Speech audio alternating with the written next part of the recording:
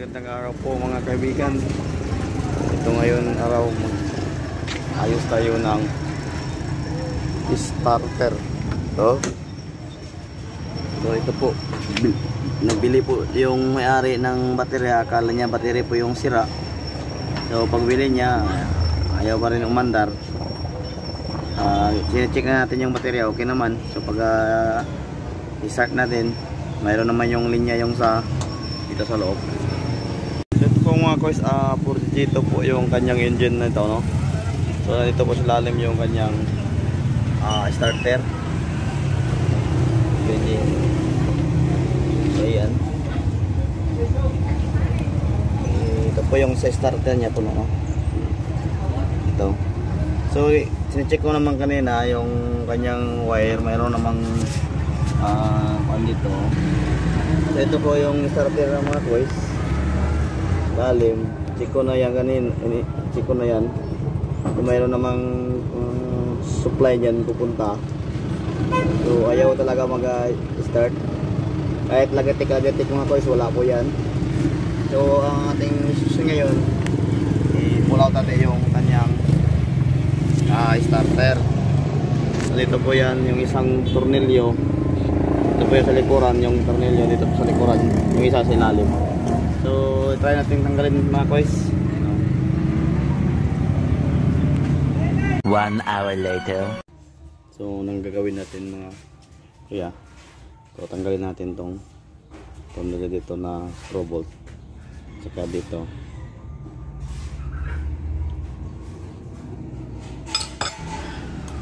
Kukuha tayo ng star screw. Ayan. Dalawa po yan mga kuya. Yan po ang naghahawak ng carbon brush. Yan po nakakawan yung ating carbon brush holder. So next natin, tanggalin natin yung connector dito sa field coil. Tapos ito yung mataas na bolt, yung number 10 na tools ang gagamitin natin. Ikot-ikot lang, ikot. Okay, kuha na yung isa. Sunod yung isa, isa na rin. So dalawa po dito ang tanggalin natin ng taas na bolt. Okay, baka po bubunutin, ayan. Okay. So tingnan natin kung anong dahilan. Pukpukin ko muna yung sa loob kasi hindi matatanggal yung kanyang cap. Ibulaga, ayan. Konti na yung carbon brush, yung main niya ng carbon brush, yung ground okay pa man yan, pwede pa lang yan. Hindi yan. Ito po yung makikita natin, pag medyo maiksi na yung carbon brush. So next, isahin na lang natin, tanggalin natin yung sa contact point, no, para sigurado tayo sa ating trabaho.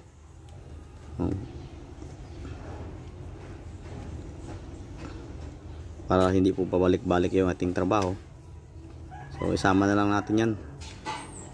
Subak na to.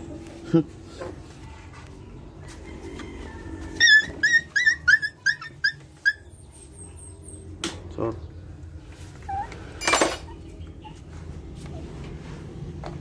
okay, ito na ta. Ito po yung kanyang kotak puwit. Makikita nyo mga kuys, halos hindi na makaabot. So isahin na natin to, kasabay na sa carbon brush. Ito po yung contact point niya, yung plunger. So mag-replace tayo mga kuys. Ito mga kuys, mag-replace tayo ng bagong contact point. Ito po yung luma, ito po yung bago. Ito rin pag-replace mga guys. Una ipasok natin dito.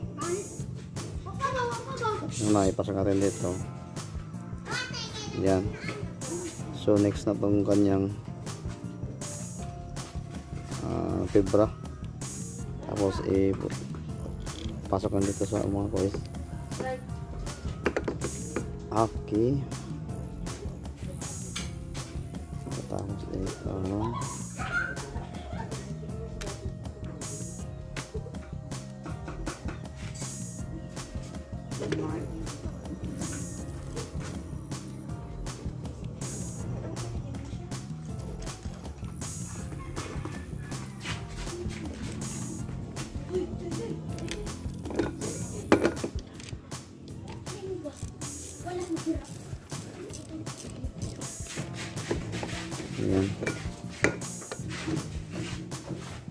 So tingnan lang natin ito guys kung pantay po, no? Pero yung malaki yung sa kabila.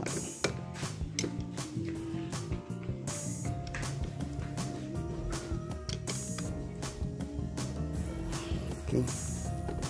So hindi siya pantay, so maglapas tayo ng dalawa.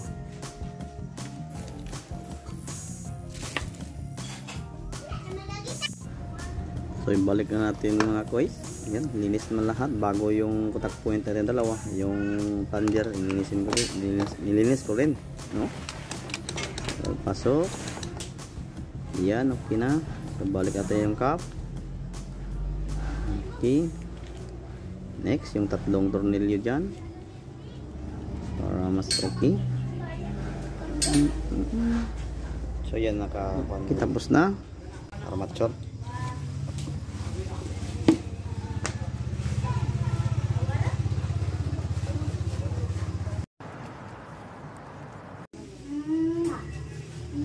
Ito na, ibabalik na natin. So ina na po yung guide mga kois, mga kuya, ito yung guide. So kuya, ito pa.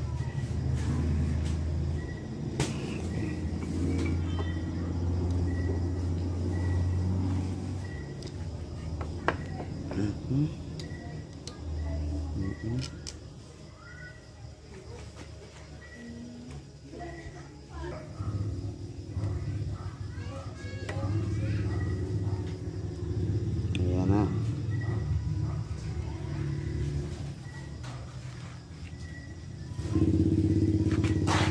Ito lang ang gagawin. Kuha ka ng flat screw at saka kunin mo yung string dito.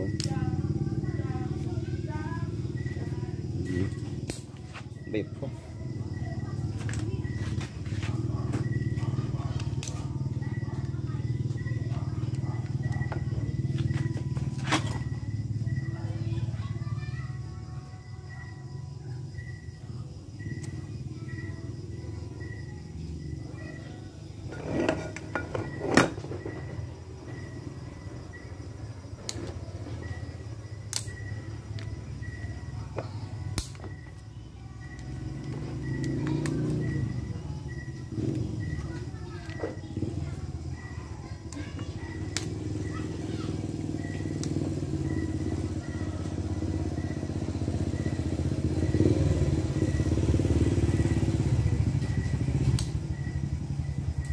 Ito mga kuya, at subukan natin, no. Ito po yung galing po sa positive. Ito po yung galing sa ignition natin po, i-direction na natin dito. Ito po yung ground. So, subukan natin mga kuya. Ano ba to? Ayan. Magaling talaga.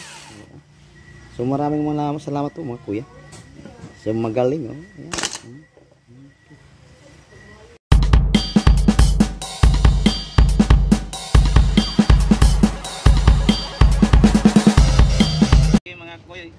Ito na po, babalik na natin yung starter. Ito, tapos na natin napulian ng replace na tayo ng contact point at saka carbon brush. Yan po ang sira nito mga kois, nagkasama po yung dalawa eh. So babalik na natin dito. Sa kamang ako dyan, kamang. Ito ang totoo na kamang mga kois, kasi mayroon tira talaga to. Okay.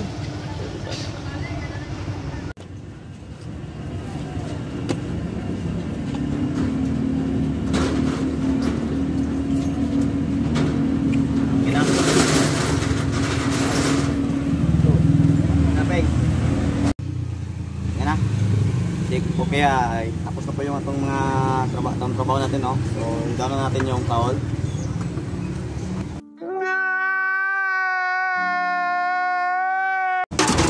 Ayan. I-lock for 60 natin. So i-try natin mga guys.